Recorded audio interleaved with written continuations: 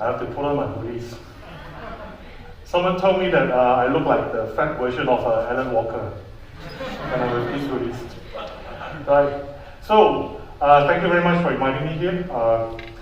So what comes to your mind when you first hear the word hackers?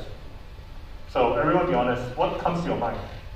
Would you imagine someone who is middle-aged, slightly overweight, speaking in TEDxTalk events? Probably not, right? So the media has given us a very stagnant image about hackers. So today what I would like to do is to give everyone a new paradigm shift of the word hackers, of hacking, and cyber attacks.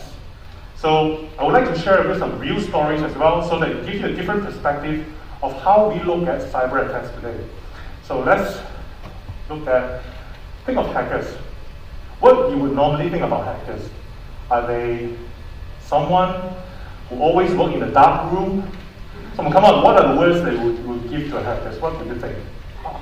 Shady, malicious, bad intention, smart, intelligent. All right. Unfortunately, I don't have that part. But so the typical image hacker would give to us is like someone who's always working alone in a dark room and very smart, intelligent. But in reality, hackers could be different. Right? So take a look at these gentlemen here, these handsome gentlemen here. What do you see in them in common?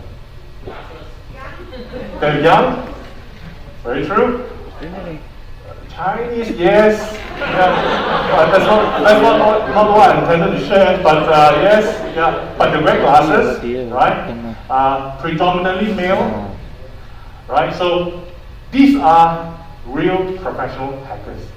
They hack banks, they hack government agencies, they hack different organizations as part of their daily jobs. And I'm fortunate to be able to work with some of the largest pool of ethical hackers in the country. So we hack banks, we hack various types of organizations every day, at a daily basis.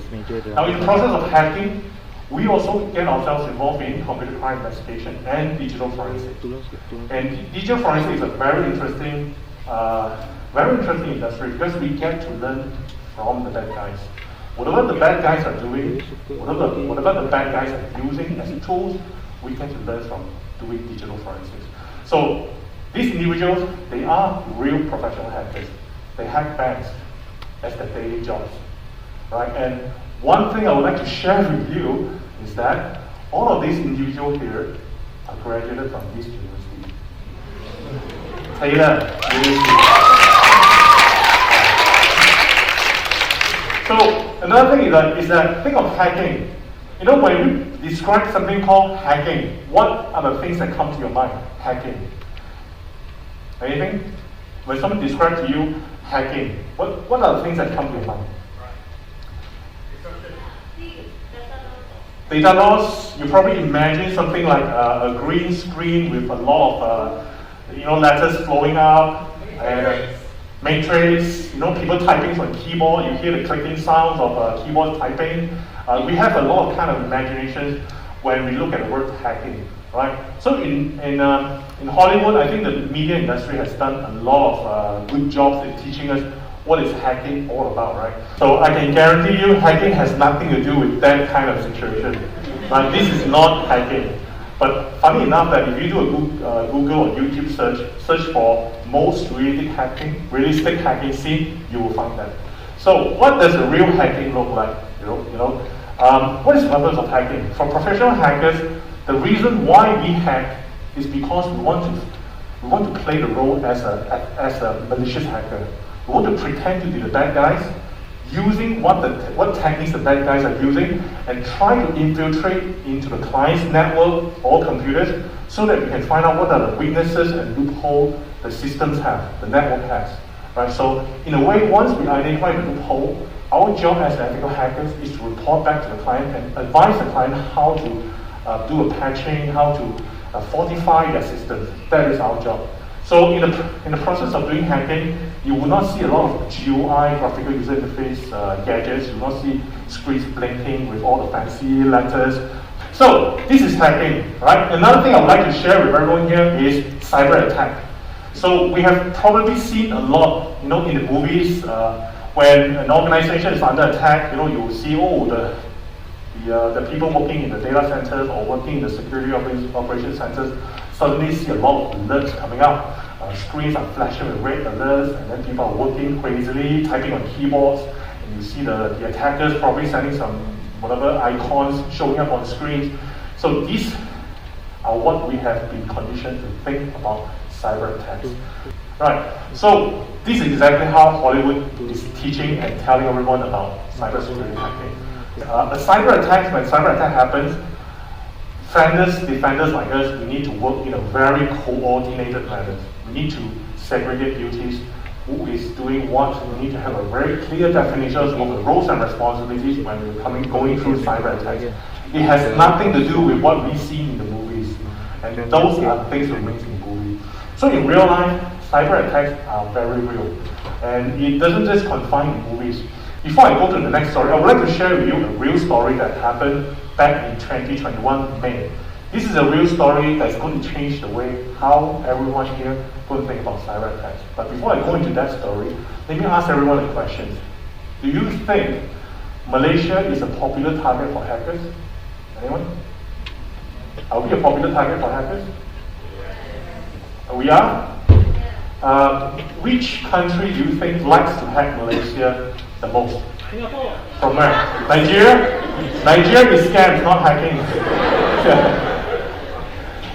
India? Alright? In reality, honestly, I have no idea. Why? Because today hackers really changed the way how they hack. Right? I came from the old school where 20 years ago, in order for you to hack, we need to invest a lot of resources into hacking activities.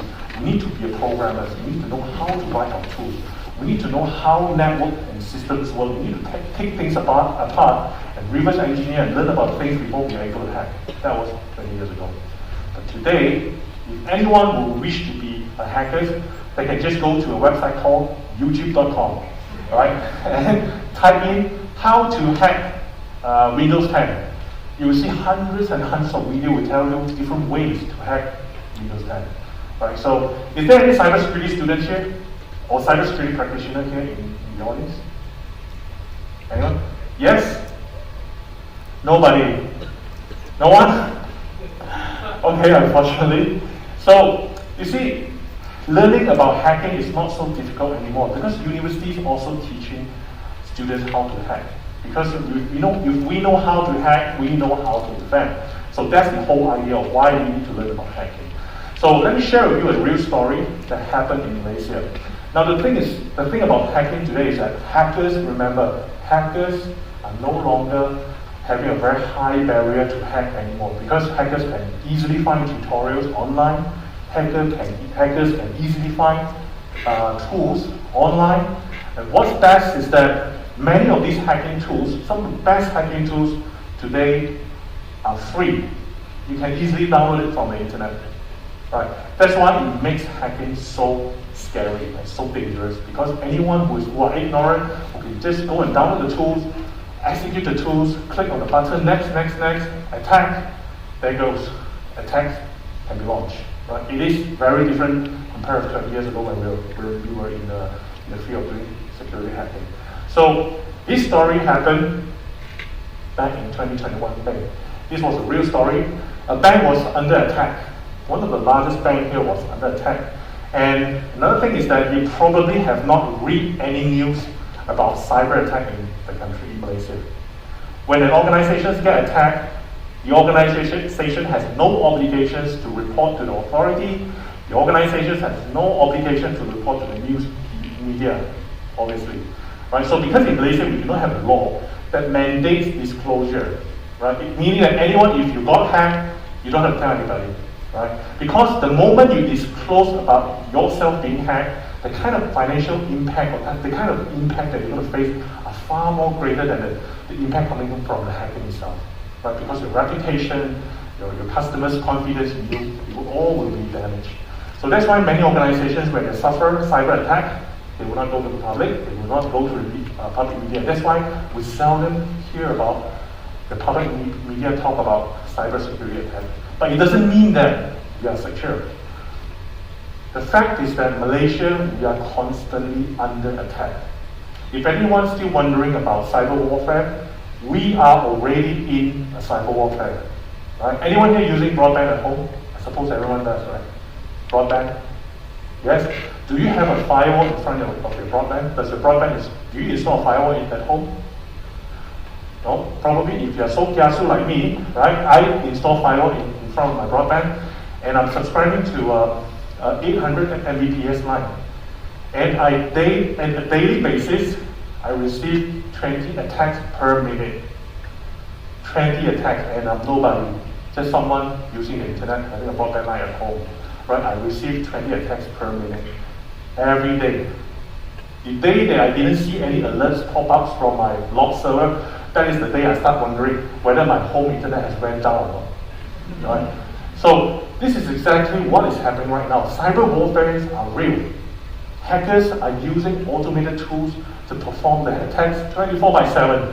Hackers no longer sit in front of the computers, typing on the keyboards and then trying to hack targets one by one. Hackers develop software, and software has evolved into the phase where the software can automate the entire hacking process until to the moment the software needs a human to take over. The software will notify hackers. Hackers will then take over from the software. So lesson learned. The world of cybersecurity is not always how we thought it is. Just like today, hackers are not necessarily young, handsome, and slim, right? Hackers are not necessarily fully intelligent. Hacker can be middle-aged and with a tummy and overage, middle-aged and overweight. Cyber attacks may not be as what we imagine in the movies, but many organizations who suffer cyber attacks, they will not go to the public. That's why we always live in a false impression that we are secure. In fact, we are not. Right? So from a consumer's perspective, from an individual perspective, what kind of cyber attacks we always see?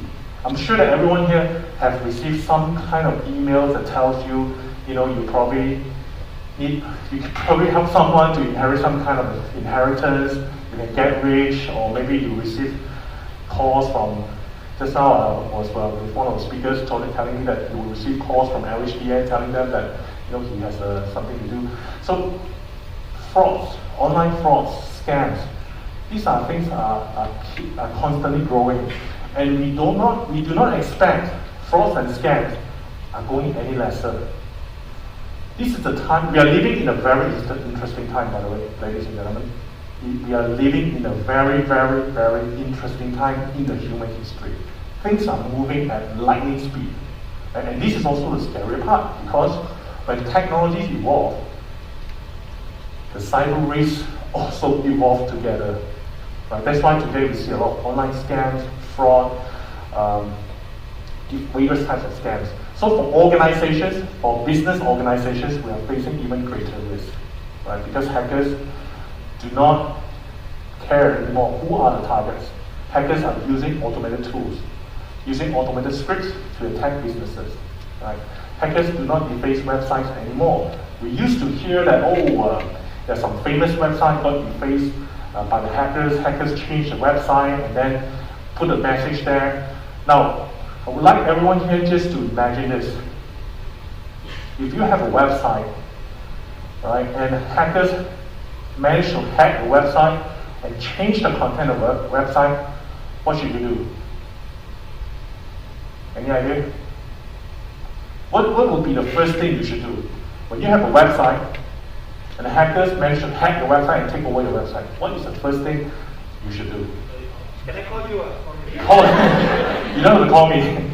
The first thing you should do is, you need to pray, thank you so much for hacking my website, so that I get to know. You should pray. You should thank you hackers for hacking me, so that I'm aware that my website was hacked. Because if you look back to the example I just gave you, right? A bank will hack for more than 3 years and they have no idea about it. This was the scary, and this is going to be the trend. Because hackers today, they're no longer interested into defacing the bank's website. No interest whatsoever. All the hackers are after today is a dollar sign. Right? So if you have network, you have a data centers, you have a business, and you got hacked, and hackers change your website, you should say, thank you so much, thank you so much. This is the first thing you should do, right? Thanks the hacker, and then move on to do your recovery, right? So hackers are well organized today. Hackers are no longer working alone. We have come across many cybercrime cases, and we found out that hackers, they're not only working together, they're also even much more well organized than the typical corporate employees. Right? Hackers from various countries working together with one same goal, which is to extort money from the victims. Hackers are well organized. Professional hackers have good patience. I would like to add that professional malicious hackers, we are the big guys, by the way, we are the ethical hackers. I would say professional malicious hackers have good patience. Anyone could be a target. As long as you have an email address, you have an IP address, you can be a target, right? So we need to think proactive and act with common sense.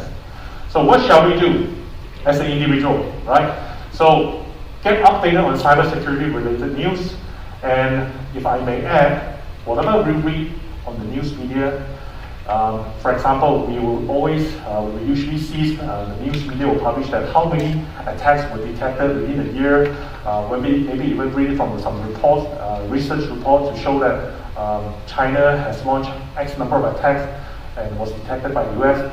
Now, I would like everyone here to pause next time when you look at these numbers. These numbers are reported numbers, meaning that the victim probably report to someone and then someone collect the numbers and then put it into a research report. But in the real world, organizations do not report to anyone. That's why next time when we see this kind of report, we have to have some kind of resolution. Right? The real numbers could be far more scarier than what has been reported. Right? So for individual, these are some of the best advice I would like to give to everyone before I end my talk. So always set a strong password. Use two-factor authentications. Now if you have social media accounts, Instagram, Facebook, Gmail, you name it, if you still have not turned on your two-factor authentications, congratulations, you are the prime target for hackers. Right? So please make sure you turn on your two-factor authentications. Do not use pirated software. This is also one of the main reasons why people get infected with ransomware. Why sometimes your phone never receives a tag when the hackers are using your phone to do illegal transactions. Keep your phone and mobile phones and computers updated, right? And teach and share knowledge with others. Right? So I hope that whatever we share with you, share with others. Do not believe what we see. Do not always believe, I should add the word always, do not always believe what we see from news media. Because actually in the real world, many cyber attacks cases never get reported. Many hackers who were caught will never get prosecuted. It's also another topic I would like to explore further one day, because our legal systems are not matured enough to have a very strong prosecution, even the hackers were caught. Right, so hopefully there's one day we can share with you on that. So with that, thank you very much, and hope you have